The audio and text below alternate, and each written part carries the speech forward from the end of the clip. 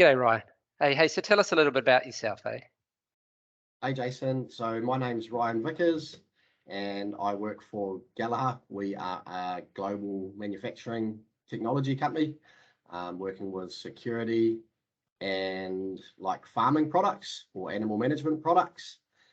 And my job for the company is I'm the leader of the training team, and we also deal with recruitment too. So we hire people, train them up, get them ready for the factory floor, and then let them go and do their work. Awesome, thanks. Hey, so what are your current experiences of finding staff?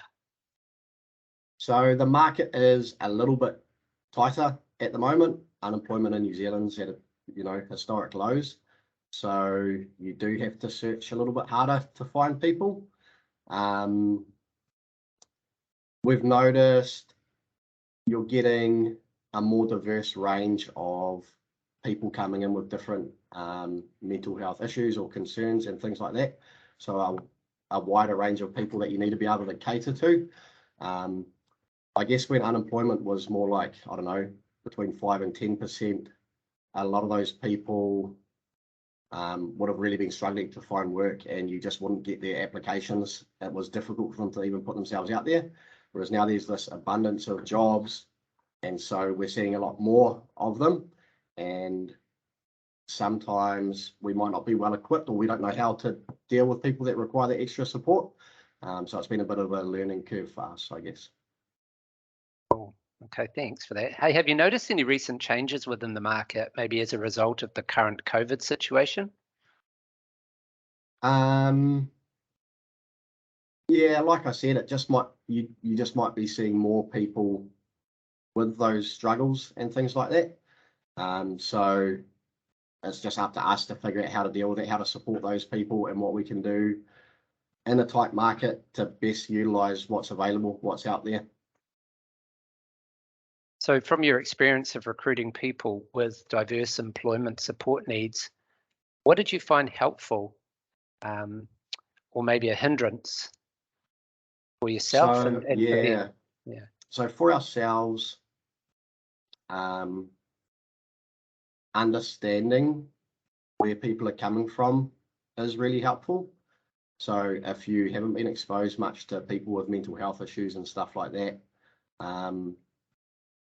the way they might present themselves might seem like they don't care, or they're lazy, or they can't be bothered getting out of bed, all these different things that the behaviors show. And if you don't know what's going on behind that, and you don't have an understanding of mental health, it might be difficult for you to know how to deal with those things. Or you might not even deal with them. You might just go, this person doesn't care, and you haven't got a job here, sorry about it. For them, I imagine it's really hard because they might not feel understood. And I guess the way I see it, it's kind of like it's an illness. They're not this deficient person. They need some help. And if somebody had cancer, you wouldn't go, man, you're useless. You're not pulling your weight. Like, why aren't you coming in every day and giving your best? So it's insulting to that person, and it might feel like they're really misunderstood. And because these things aren't visible all the time, or they're not always obvious, and a part of that is because they can be stigmatized, so they might not be willing to share that stuff. So for them, I could imagine that the hard part of getting into work would be really frustrating.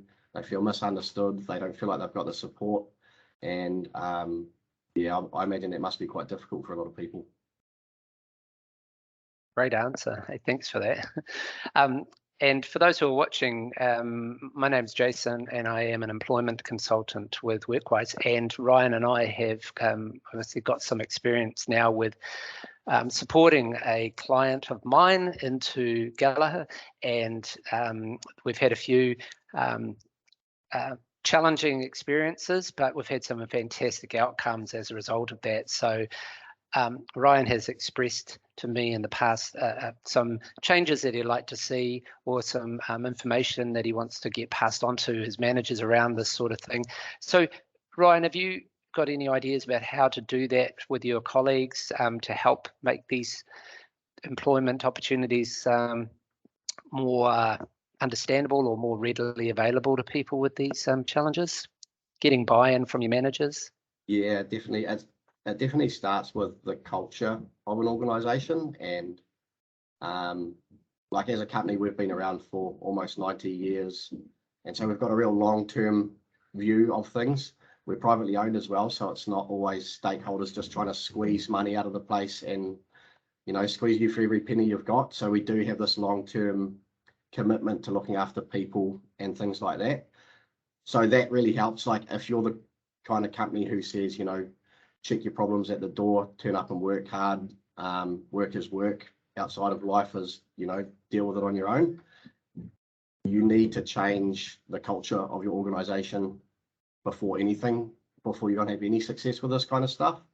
And that's kind of cool, I think, because if you are good at dealing with people with mental health issues, you're just good at dealing with people. So it's actually going to help you overall in the long run.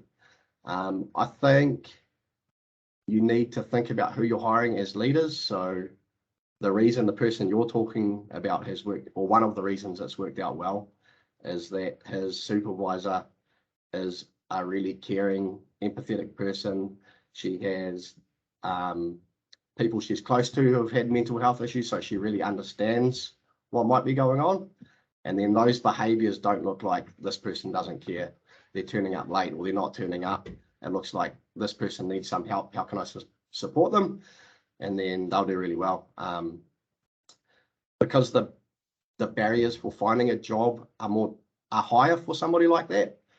It makes it much less likely that they're going to leave a job, and then you're going to get real 100% commitment from them if you do treat them well. So if you can get your leaders to understand those things, you're going to get less turnover. You're going to get staff who will stick with you for a long time because you show that you really care about them.